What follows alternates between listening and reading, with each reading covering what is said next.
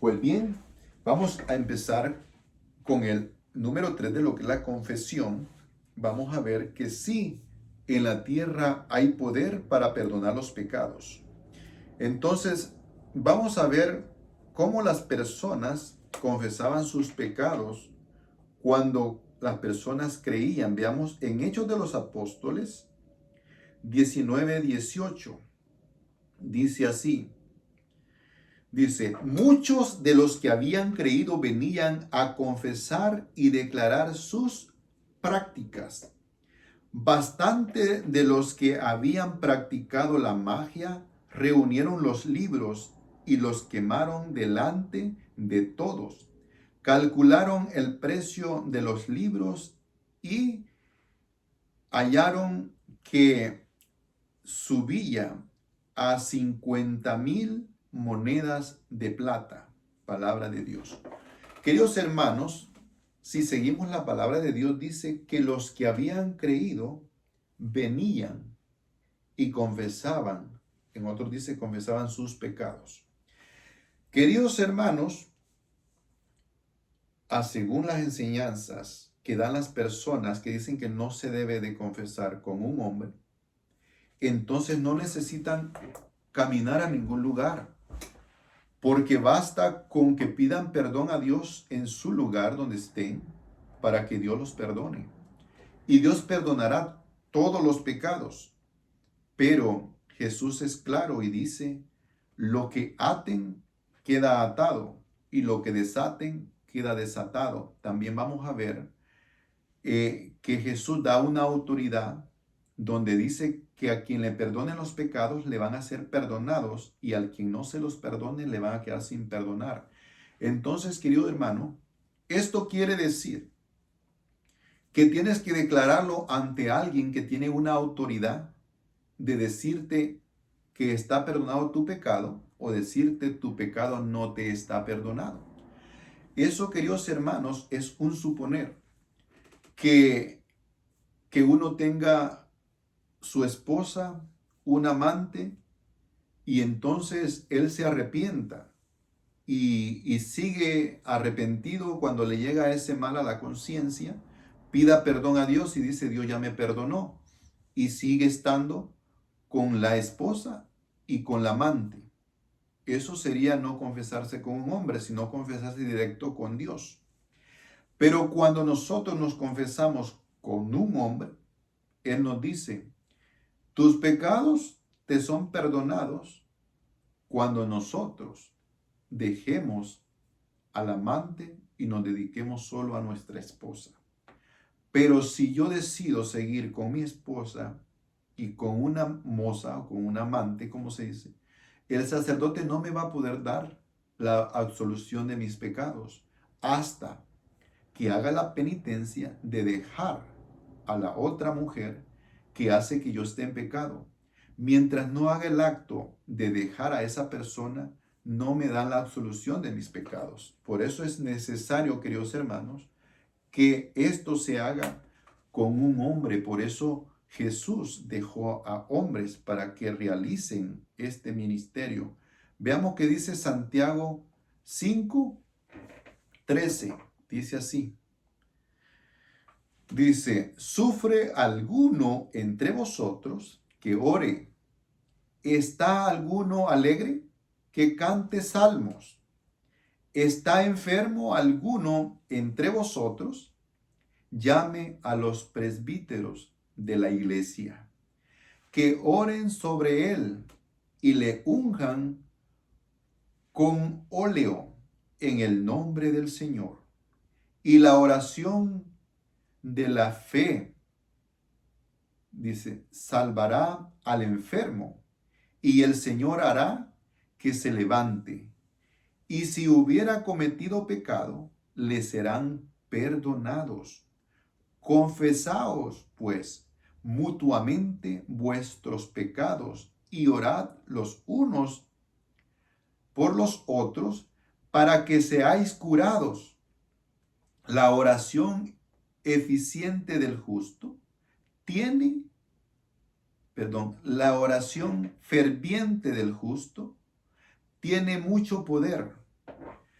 Queridos hermanos, si meditamos en lo que hemos leído, dice el presbítero de la iglesia o anciano, como dicen otras Biblias, quiere decir el que tiene un conocimiento que está al frente de la comunidad, al frente de la iglesia.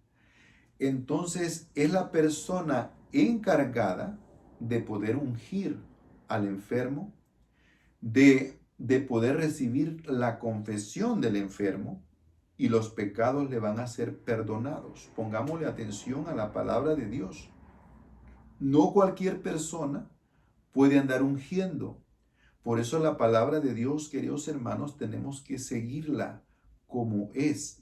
Vean, dice así, 13, dice, miren, ¿sufre alguno entre vosotros que ore? ¿Está alguno alegre que cante salmos? ¿Está enfermo alguno entre vosotros? Llame a los presbíteros de la iglesia. Presbíteros, queridos hermanos, para nosotros son los sacerdotes. Los ancianos, queridos hermanos, para nosotros son los sacerdotes, que tienen un conocimiento que nos guían a nosotros porque tienen el conocimiento más que nosotros o tienen un lugar de autoridad en la iglesia. Y dice, que oren sobre él y le unjan con óleo en el nombre del Señor. Y la oración de la fe salvará al enfermo. Oigan, queridos hermanos, aquí está claro, el enfermo no se está curando, el enfermo se está salvando. Veamos, no se está salvando de la enfermedad, está salvando su alma. ¿Por qué? Dice así, y el Señor hará que se levante. Y si hubiera cometido pecado, le serán perdonados. Ahora dice, confesaos pues mutuamente vuestros pecados y orad los unos por los otros para que seáis curados. La oración ferviente del justo tiene mucho poder. Queridos hermanos, nosotros, hasta los sacerdotes, se confiesan con otro sacerdote. Entonces ponemos atención a la palabra que dice que tenemos que confesar los pecados unos con otros. No dice que tiene que ser en un cuarto a solas o directamente con Dios. Queridos hermanos, y nos va a dar otro ejemplo. Sigamos en el 17, dice así. Elías era un hombre de igual condición que nosotros. Este es un gran ejemplo, queridos hermanos, para aquellos hermanos que dicen que los hombres, los sacerdotes que comen frijoles, que son pecadores igual que nosotros, no tienen ese poder para perdonar pecados. Veamos lo que la palabra de Dios nos enseña. Veamos este ejemplo que nos va a decir para que entiendas que en la tierra Dios ha dejado embajadores. Entonces, queridos hermanos, hay personas que se llaman a sí mismos embajadores de Cristo, pero ni idea tienen de qué significa el ministerio de lo que es la conciliación, lo que es ser embajador. Dice así, miren, Elías era un hombre de igual condición que nosotros. Oró insistentemente para que no lloviese, y no llovió sobre la tierra durante 3 años y 6 meses. Después oró de nuevo, y el cielo dio lluvia, y la tierra produjo frutos. Si alguno de vosotros, hermanos míos, se desvía de la verdad y otro le convierte, sepa que el que convierte a un pecador de su mal, dice, camino desviado, salvará su alma de la muerte y cubrirá multitud de pecados. Palabra de Dios. Queridos hermanos, lo que está diciendo en el ejemplo de Elías es, querido hermano, que tú no puedes decir que porque el sacerdote es más pecador, no tiene la autoridad para perdonarte los pecados. Te está diciendo que Elías era igualito a nosotros. No era un ángel, no era nada que ver con Dios, era un hombre común y corriente, humano como nosotros. Pero él tenía una amistad con Dios y de parte de Dios, Dios hizo por medio de Elías que no lloviera por 3 años, 6 meses. No porque Elías tuviera el poder de parar la lluvia, es porque él se dieran cuenta, para que nos demos cuenta de tan poder que Dios nos da a los hombres. Querido hermano, ahora vamos a entrar a una parte donde tú, si tienes un corazón que es humilde y puede dejarte guiar por la palabra de Dios, querido hermano, vas a tener en este día un conocimiento que no tenías. Veamos qué Jesús dijo cuando él ya había resucitado. Jesús fue el fundador de la iglesia. Así como un pastor al fundar una iglesia pone sus, digamos, sus reglas, Jesús va a poner las suyas. Entonces, si tú eres cristiano, tienes que obedecer las reglas de Cristo, no la de los hombres, porque acuérdate lo que dice San Pablo: si yo obedezco a los hombres, no soy digno de Dios. ¿Por qué? Porque si obedezco a los hombres, estoy perdido, queridos hermanos. Eso es lo que también dijo cuando habló Jeremías en 17:5. No puedo obedecer a los hombres, tengo que obedecer primero a Dios. Veamos lo que dice en San Juan 20:21. Dice, Jesús les dijo otra vez: la paz con vosotros. Como el Padre me envió, también yo os envío. Veamos, Cristo fue enviado por el Padre para rescatarnos del pecado donde nos habíamos metido. A eso vino Cristo. Ahora Cristo se tiene que regresar a su lugar de donde vino y va a dejar a personas con una responsabilidad de parte de Cristo.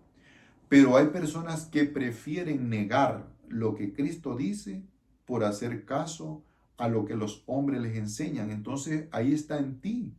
¿A quién le haces caso? Si le haces caso a la palabra de Dios, que es clara, o le haces caso a lo que enseñan las personas que no son Dios. Veamos, dice así en el 22. Dicho esto, sopló sobre ellos y les dijo: recibid el Espíritu Santo. A quienes perdonen los pecados, les quedarán perdonados, y a quienes se los retengan, le quedarán retenidos. Palabra del Señor. Esta es palabra de Dios, queridos hermanos. Esta no es palabra mía, no es palabra de los sacerdotes que quieren darse este atributo ellos. No, este es Jesús que está dando una autorización. Y no los está dando una autoridad solo a los hombres, les está dando el Espíritu Santo para que puedan perdonar los pecados. Y Él es claro, así como el Padre me envió a mí a perdonar los pecados, sin aquella parte, en San Mateo 9:2 en adelante, decían que solo Cristo tiene el poder para perdonar pecados. Ok, Cristo siendo hombre, Dios lo mandó a perdonar pecados. Pues ahora Cristo, sabemos que Cristo también es Dios. Y si creemos que Cristo es nuestro Señor y Él es Dios, tenemos que obedecer su palabra. Entonces Él dice, así como el Padre me envió a mí, ahora yo los envío también a vosotros. Y les dio el Espíritu Santo para que a quienes les perdonen los pecados, les sean perdonados, y a los que se los retengan, les queden retenidos. Entonces, queridos hermanos, aquí nosotros somos incapaces de poder creer que un hombre puede perdonar pecados. Pero si Cristo dice que hay en la tierra hombres que perdonaron los pecados, solo nos queda obedecerle a Cristo y creerle o no creerle. Veamos ¿Cómo es que las personas a veces piensan que no es posible? Muchas personas dicen que Pedro es un pecador y que Pedro no tiene nada que pueda ser así. Entonces, queridos hermanos, la iglesia nunca ha enseñado que los hombres no pecan. Pues acabamos de leer la primera carta de San Juan. Dice que todos, nadie puede decir que no tiene pecados, porque entonces le hacemos mentiroso a Dios. Pedro pecó, queridos hermanos. Veamos Hechos de los Apóstoles 5, del 1 al 10, y dice así: un hombre llamado Ananías, de acuerdo con su mujer Zafira, vendió una propiedad y se quedó con una parte del precio, sabiendo también su mujer. La otra parte la trajo y la puso a los pies de los apóstoles. Pedro le dijo: Ananías, ¿cómo es que Satanás llenó tu corazón para mentir al Espíritu Santo y quedarte con parte del precio del campo? ¿Es que mientras lo tenías no era tuyo y una vez vendido no podías disponer del precio? ¿Por qué determinaste en tu corazón hacer esto? Nos has mentido a los hombres. Dice, no has mentido a los hombres, sino a Dios. Queridos hermanos, aquí está claro, el terreno y lo que Ananías hizo era de él. Pero al mentir, esto se convirtió en un pecado porque estaba mintiendo y no debería de haber mentido, debería de haber dicho la verdad. Pero veamos qué sucede. A ver quién juzga a estos hombres, o lo que es a Ananías y a Zafira. Vamos a ver quién nos juzga. Dice así: al oír Ananías estas palabras, cayó y expiró, y un gran temor se apoderó de cuantos lo oyeron. Dice, se levantaron los jóvenes, le amortajaron y le llevaron a enterrar. Unas 3 horas más tarde entró su mujer, que ignoraba lo que había pasado. Pedro le preguntó, dime, ¿habéis vendido en tanto el campo? Ella respondió, sí, en eso. Y Pedro le replicó, ¿cómo os habéis puesto de acuerdo para poner a prueba al Espíritu del Señor? Mira, aquí a la puerta está los pies de los que han enterrado a tu marido. Ellos te llevarán a ti. Al instante ella cayó a sus pies y expiró. Palabra de Dios.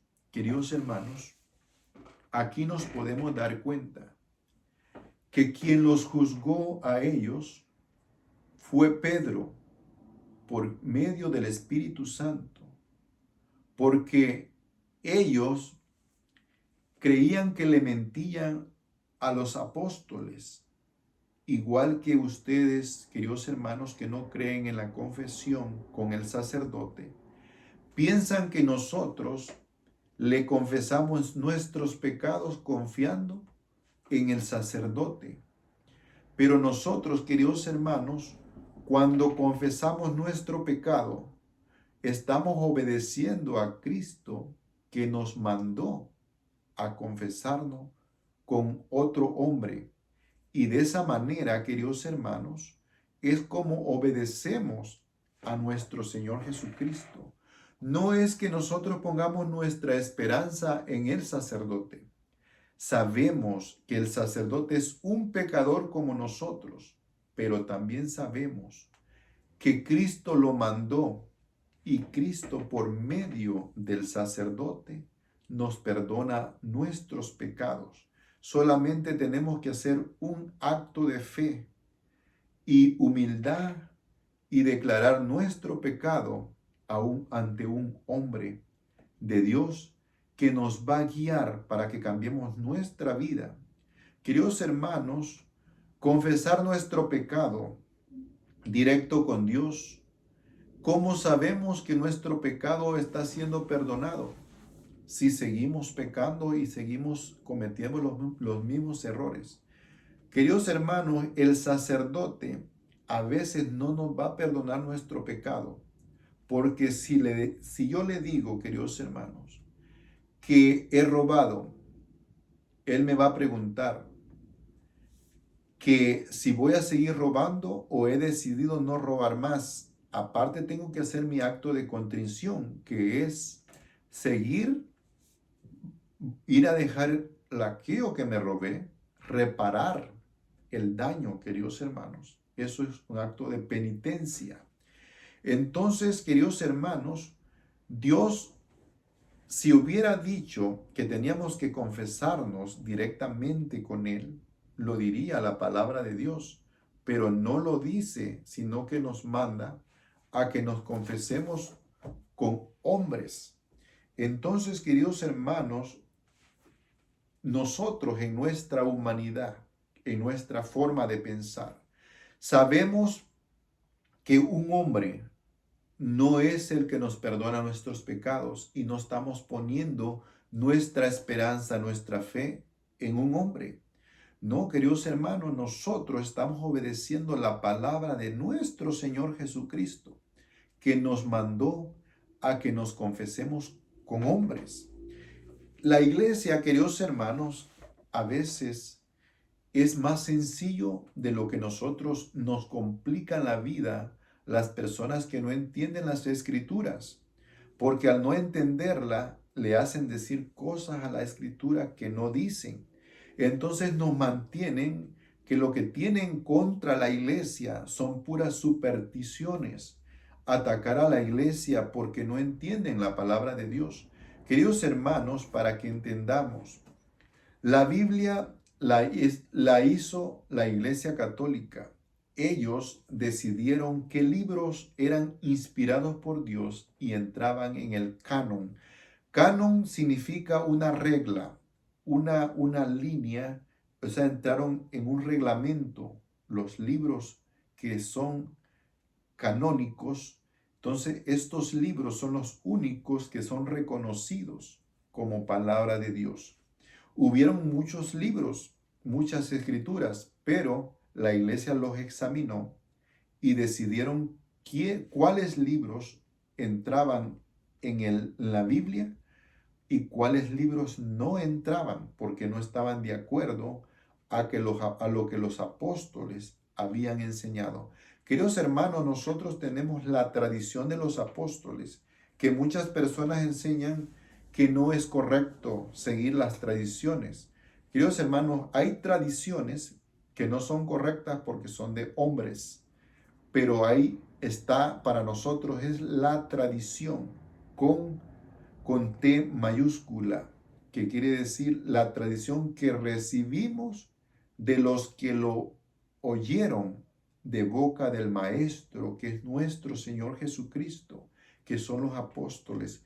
Por eso nuestra iglesia, su doctrina no puede ser modificada, no puede ser compuesta porque ahora estamos en tiempos más civilizados. ¿Por qué? Porque nosotros somos apostólicos, tenemos la tradición apostólica, tenemos el magisterio, tenemos los padres de la iglesia de los primeros siglos. Entonces nosotros no podemos enseñar lo que nosotros queramos. Nosotros tenemos que apegarnos a la enseñanza que hemos recibido desde los apóstoles. Hay muchas personas que nos atacan por esa causa, porque dicen que nosotros tenemos una forma una forma católica, que por eso no somos cristianos, que el cristiano se deja guiar por el Espíritu. Queridos hermanos, nosotros los católicos cristianos nos guiamos por el Espíritu Santo, pero nosotros seguimos la palabra de Dios que nos enseña que Cristo le dio autoridad a unas personas para que puedan dirigir la iglesia. Y nosotros no pasamos por encima de esa autoridad, nos sometemos. Entonces, queridos hermanos, lo que tenemos que hacer nosotros es enseñar más bien a aquellas personas que están en la iglesia pero son ignorantes. Necesitamos enseñarlas para que no hayan personas que las enreden con palabras confundidas, porque hay personas que se confunden y al confundirse ellas confunden a los demás. Encuentran cosas en la Biblia y porque las encuentran piensan que así como las leen, así son y empiezan a atacar todo lo que tiene que ver que ellos no entienden. Por eso atacan a lo que es el Papa, lo que es la Eucaristía, lo que es la cruz, lo que es la confesión, todo de la iglesia, queridos hermanos. Y hay un texto bíblico, no lo iba a leer, pero mejor lo leemos. Está en segunda de Tesalonicense. Vamos a leerla porque aquí es donde nosotros tenemos que entender, queridos hermanos. Segunda de Tesalonicenses 2, vamos a leerlo desde el principio, dice. Por lo que respecta a las a la venida de nuestro Señor Jesucristo y a nuestra reunión con Él, os rogamos, hermanos, que no os dejéis alterar tan fácilmente en vuestro ánimo, ni os alarméis por alguna manifestación de espíritu, por algunas palabras o por algunas cartas presentadas como nuestras, que os hagan suponer que está inminente el día del Señor. Que nadie os engañe de ninguna manera. Primero tiene que venir la apostasía y manifestarse el hombre impío, el hijo de perdición, el adversario que se levanta sobre todo lo que lleva el nombre de Dios o es objeto de culto, hasta el extremo de sentarse él mismo en el santuario de Dios y proclamar que él mismo es Dios. ¿No os acordáis que ya os dije esto cuando estuve entre vosotros? Vosotros sabéis qué es lo que ahora le retiene para que se manifieste en el momento oportuno, porque el ministerio de la impiedad ya está actuando, tan solo con que sea quitado de en medio el que ahora le retiene. Entonces se manifestará el impío, a quien el Señor destruirá con el soplo de su boca y aniquilará con la manifestación de su venida. La venida del impío estará señalada por el influjo de Satanás, con toda clase de milagros, señales, prodigios engañosos y todo tipo de maldades que sucederán a los que se han de condenar por no haber aceptado el amor a la verdad que les hubiera salvado. Por eso Dios les envía un poder seductor que les hace creer en la mentira, para que sean condenados todos cuantos no creyeron a la verdad y prefirieron la iniquidad. Palabra de Dios, leí hasta el 12. Queridos hermanos, aquí está claro. La iglesia es la única que tiene objetos de culto. Y ese impío, dice aquí que va a suceder la gran apostasía. Apostasía, queridos hermanos, es alguien que deja lo que creía antes y se pasa a otra forma de creencia. Nosotros, queridos hermanos, venimos desde Cristo y traemos una doctrina. Creemos esto desde Cristo, y el que se sale de esta doctrina y se sale de la iglesia, empieza a tener otra forma de creencia. Esto se llama apostasía. Antes creía que la Eucaristía es el cuerpo de Cristo y que Cristo estaba ahí, toda su divinidad. Entonces ahora dice que es un símbolo o solamente es una representación. Atacan todos los objetos de culto, lo que es la Virgen, la cruz, todo lo que está en la iglesia y es por obra de Satanás.